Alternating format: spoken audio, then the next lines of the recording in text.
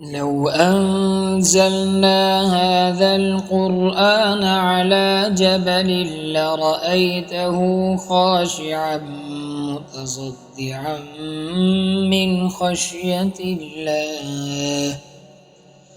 وتلك الأمثال نضربها للناس لعلهم يتفكرون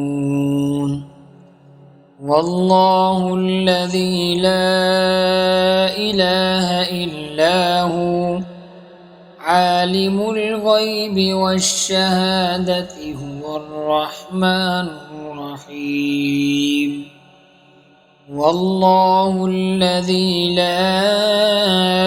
إله إلا هو الملك القدوس السلام المؤمن المهيمن العزيز الجبار المتكبر سبحان الله عما يشركون